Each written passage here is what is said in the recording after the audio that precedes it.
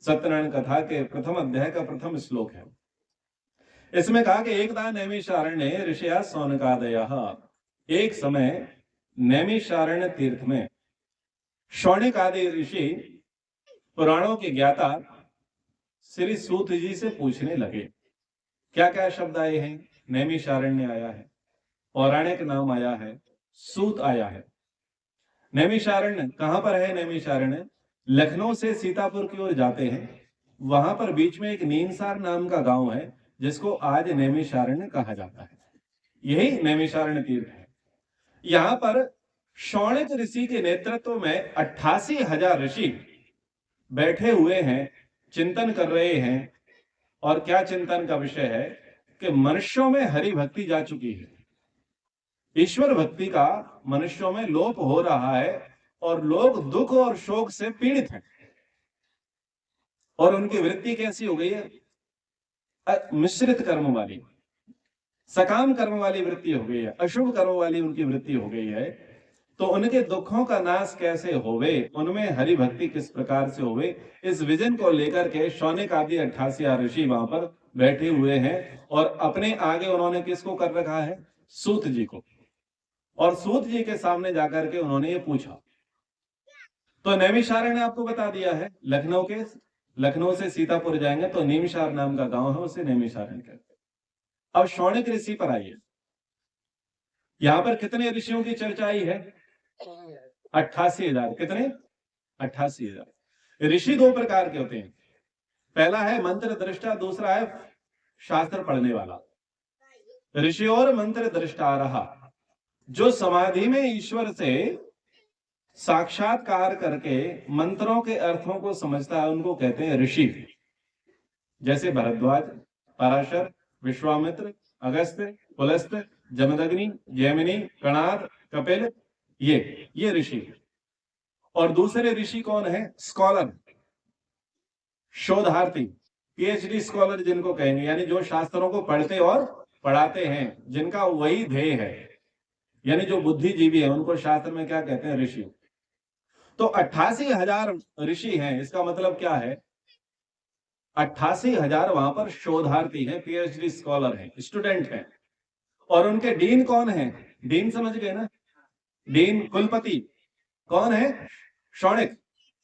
और किसको लक्ष्य में रख करके पूछ रहे हैं वहां पर? सूत जी को। सूत जी वहां पर एक बड़े विद्वान हैं, बहुत शास्त्रों के जानकार हैं, जिन्हें आदि सृष्टि से लेकर के वर्तमान तक का जिनको इतिहास कंठस्थ रहा, उनको सूत कहते हैं। लोमहर्षण, आपने पुराणों में नाम सुना होगा, लोमहर्षण ऋषि को सूत कहते हैं। इससे क्या ज्ञात होता है कि हमारे यहाँ गुरुकुल परंपरा बहुत समृद्ध हुआ करती थी। एक डीन होता था, एक कुलपति होता था, उसके नीचे आचार्य, उपाचार्य, अध्यापक, उपाध्याय होते थे। और उनके नीचे सहस्त्रों विद्यार्थी हुआ करते थे। गुरु शिष्य परंपरा अगर देखने को मिलेगी तो कॉलेज में नहीं मिलेगी। कहां मिलेगी? गुरुकुलीय शिक्षा पद्धति में मिलेगी। यानी पहले गुरु होगा, 4 शिष्यों को पढ़ाएगा, 4 शिष्यों की योग्यता ऐसी हो जाएगी वो 40 को पढ़ाएंगे, 40 की योग्यता इतनी हो जाएगी वो 400 को पढ़ाएंगे, 400 की इतनी योग्यता हो जाएगी वो 4,000 को पढ़ाएंगे। ऐसे ही वहां पर कितने लोग बैठे हैं? 88,000 ऋषि बैठे और चिंतन कर रहे हैं कि मनुष्यों में हरि भक्ति किस प्रकार से होगी।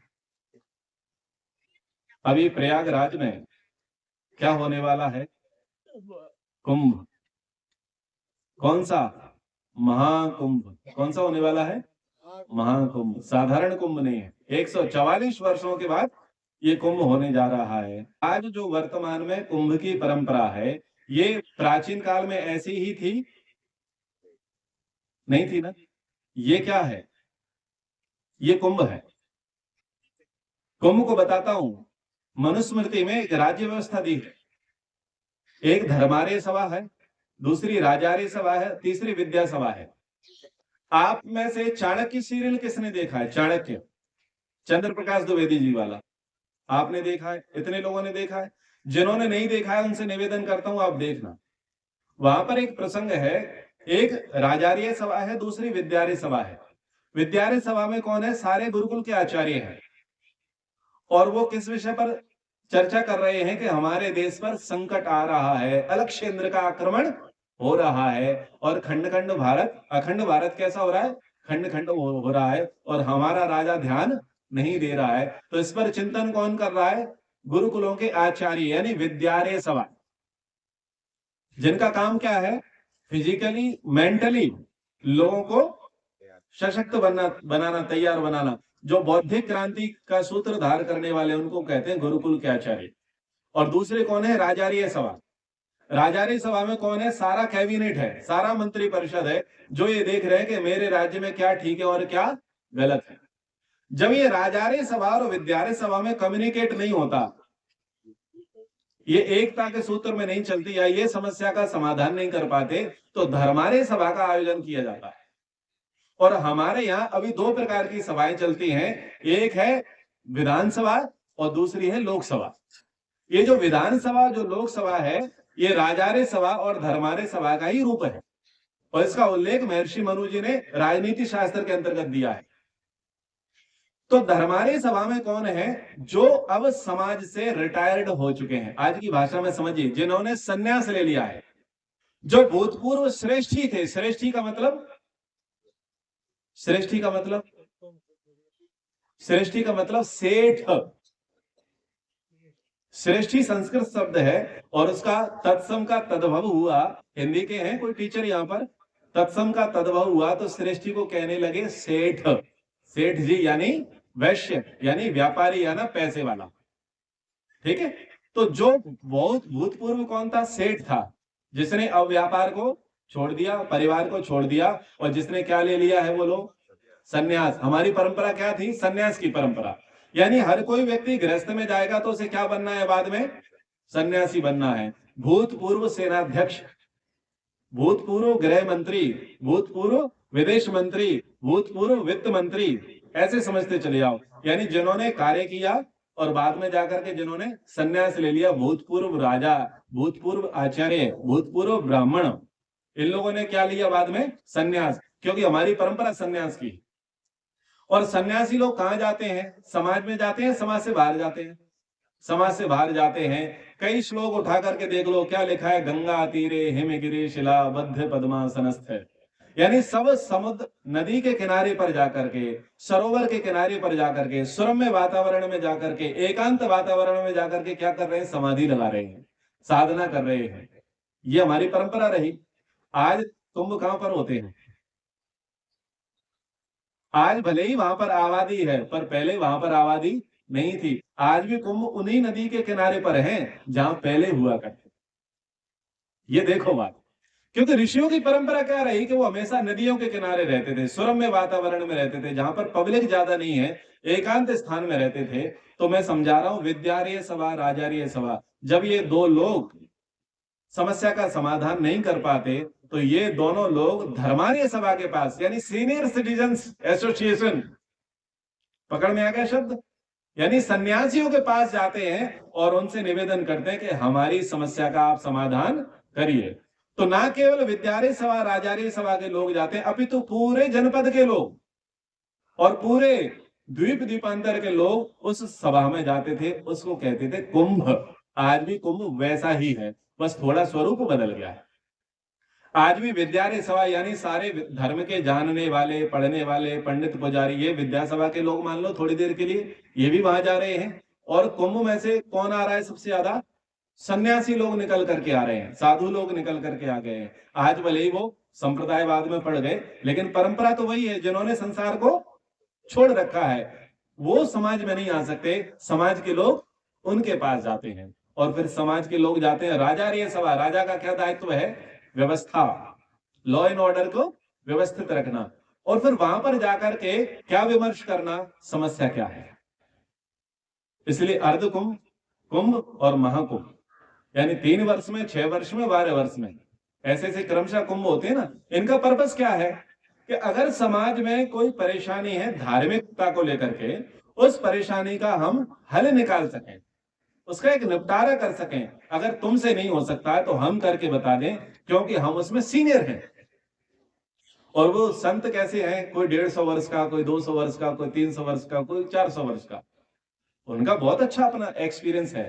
फिर उन्होंने साधना भी की है, तो साधना से मेधा बलवती होती है, प्रज्ञा उनको प्राप्त होती है, ऋतंभरा बुद्धि उनको प्राप्त होती है, तीक्ष्ण बुद्धि उनको होती है, तो सबकी समस्याओं का समाधान ऐसे चुटकियों में कर देते हैं। इसलिए क्या हुआ करते थे, कुंभ होते थे। तो ये क्या हो रहा है नैमिषारण्य तीर्थ में, ये कुंभ हो रहा है जहां पर 88,000 ऋषि शौनक जी को आगे करके बैठे हैं और सूत जी से पूछ रहे हैं कि भाई मृत्यु लोक में, मर्त्य लोक में, यानी इस कलयुग में लोगों के अंदर से हरि भक्ति चली गई है।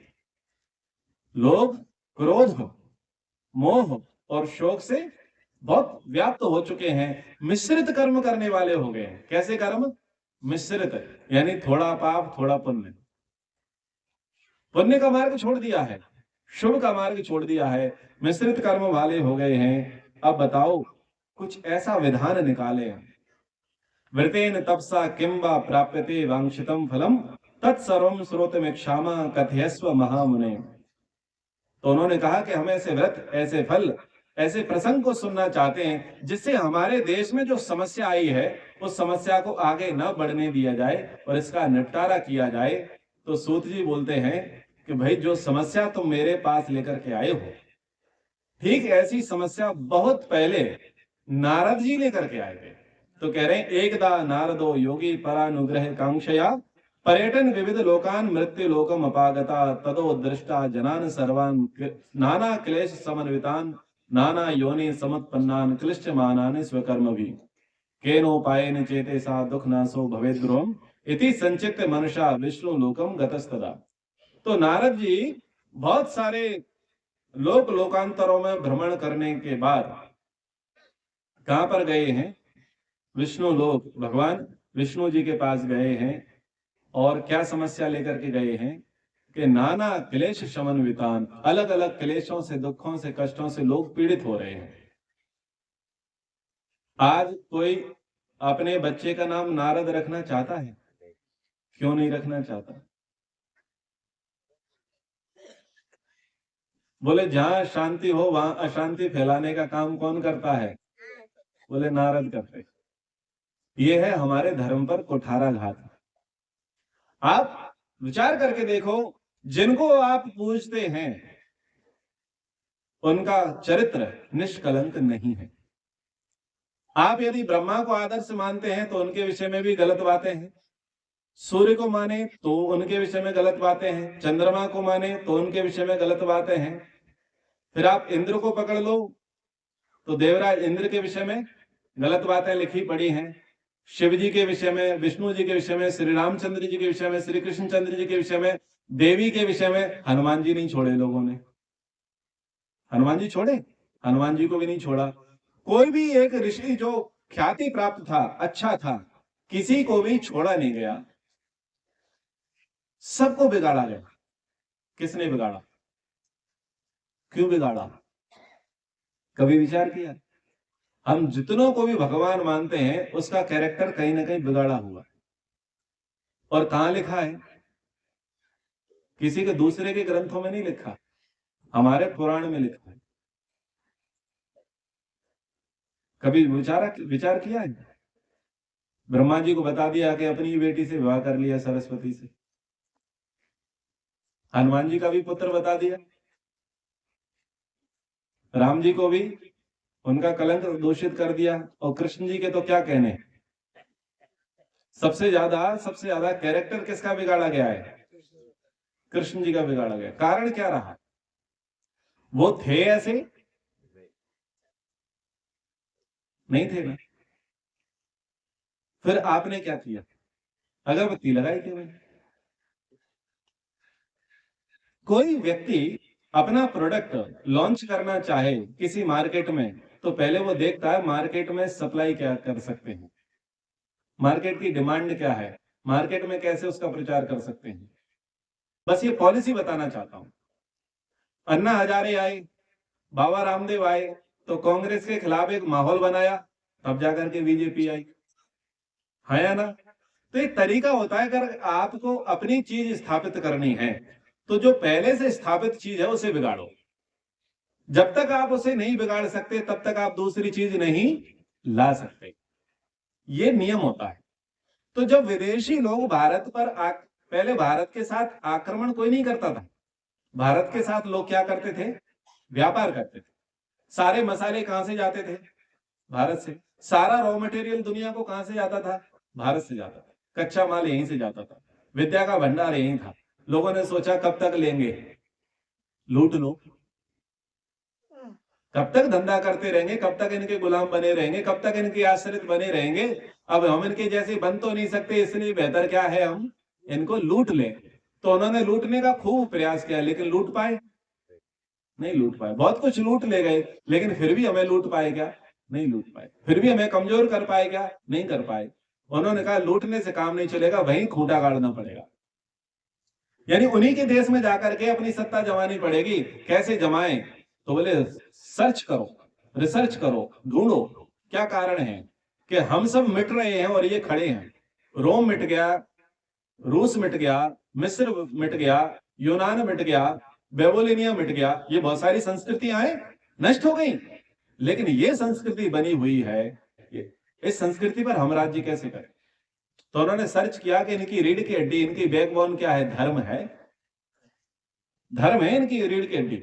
अगर आप धर्म को तोड़ दो तो ये टूट जाएंगे और हम इन पर राज्य कर लेंगे। तो बोले इनके धर्म के आधार स्तंभ क्या है? बोले पहला है वेद और दूसरा भगवान। वेद और भगवान दो चीजों को डिस्टर्ब कर दो तो हम इनके कौन बन जाएंगे? शासक बन जाएंगे। ये हमारे कौन बन जाएंगे? गुलाम बन जाएंगे। पूरी दुनिया अलकनंदा की हार से चाणक्य को जान चुकी थी। चाणक्य को जान चुकी थी। लोग जानते थे चाणक्य किसके अनुयायी हैं। चाणक्य के राजनीतिक गुरु चार लोग रहे, इंद्र, बृहस्पति, शुक्र और कृष्ण। राजनीतिक गुरु चार लोग थे। और आचार्य चाणक्य ने क्या किया? खंड खंड भारत को अखंड किया। ये पॉलिसी किसकी थी? ये पॉलिसी किसकी थी? कृष्ण जी की पॉलिसी थी। खंड खंड भारत को अखंड किया। युधिष्ठिर के नेतृत्व में पूरे संसार को लेकर के कौन आया? भगवान कृष्ण जी लेकर के आए। चाणक्य ने क्या किया? खंड खंड भारत को अखंड किया और चंद्रगुप्त मौर्य के ध्वज तले सारे भारत के लोगों को लेकर के आ गए। श्री कृष्ण जी की पॉलिसी क्या थी कि वो एक्सपोज करते थे, आक्रमण नहीं करते थे।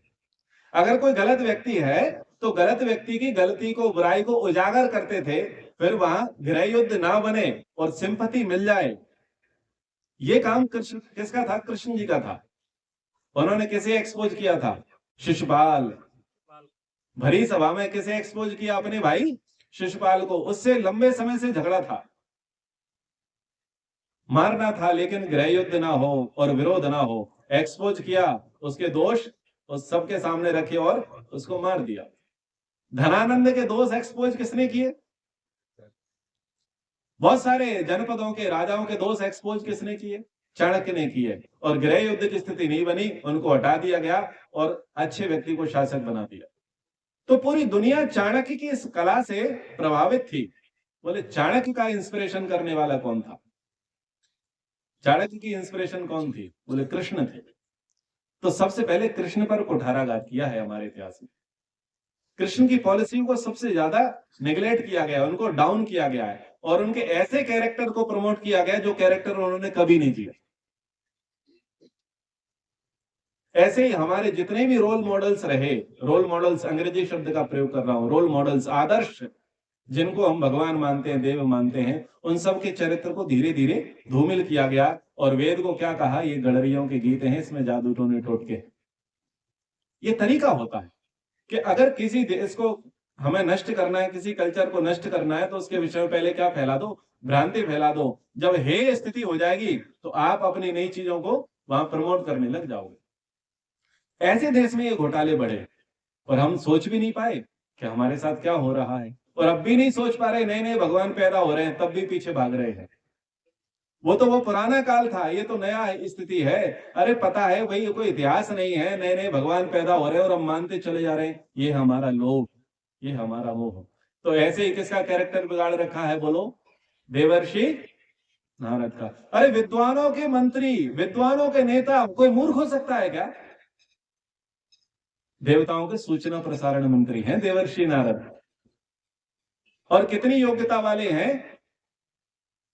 कि क्षण भर में वो एक स्थान से दूसरे स्थान पर चले जाएं। आजकल हॉलीवुड फिल्में आती ना एवेंजर्स की, जिसके पास यान होते हैं और वो एक गैलेक्सी से दूसरी गैलेक्सी, एक ग्रह से दूसरे ग्रह में चले जाते हैं। तो नारद जी के विषय में क्या कहा जाता है कि उनके पास मन का वेग है, मन की गति है, और मन की गति से वो लोकांतर में प्रवेश कर जाते हैं। यानी इतनी तीव्र गति से चलने वाला उनके पास यान था कि एक स्थान से दूसरे स्थान पर चले जाते। इतना विद्वान व्यक्ति, और उस विद्वान व्यक्ति के नाम पर हमारे घर में बच्चों के नाम नहीं है। क्यों? कैरेक्टर बिगाड़ा है, चरित्र बिगाड़ा है। नारद जी का चरित्र बिगाड़ा गया है। और नारद जी का चरित्र यहाँ पर कैसा दिखाया है? बहुत सारी समस्याओं का समाधान स्वयं कर सकते हैं, लेकिन जिसका जिम्मेदार है उसको सूचना दे रहे हैं। कौन जिम्मेदार है? प्रजा का पालन करने वाला कौन? राजा। तो राजा कौन है वहां पर? विष्णु। वेवेष्टि व्यापनोति चराचरम जगत स विष्णु।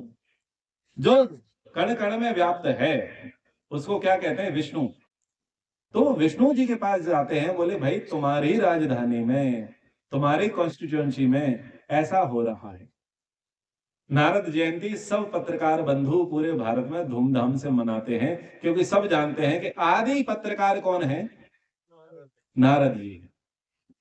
सूचना का प्रदान करना, सूचना आदान प्रदान करना, जनता की समस्याओं को जननायक के पास लेकर के जाने का कार्य किसने किया है? वहां पर देवर्षि नारद जी ने।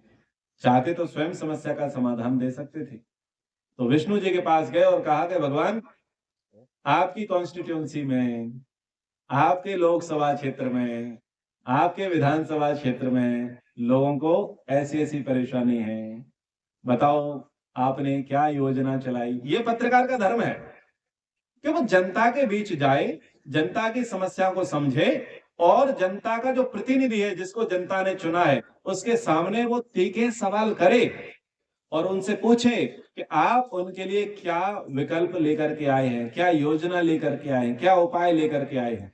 ये जनता के प्रति राजा का कर्तव्य बताने वाला कौन होता है?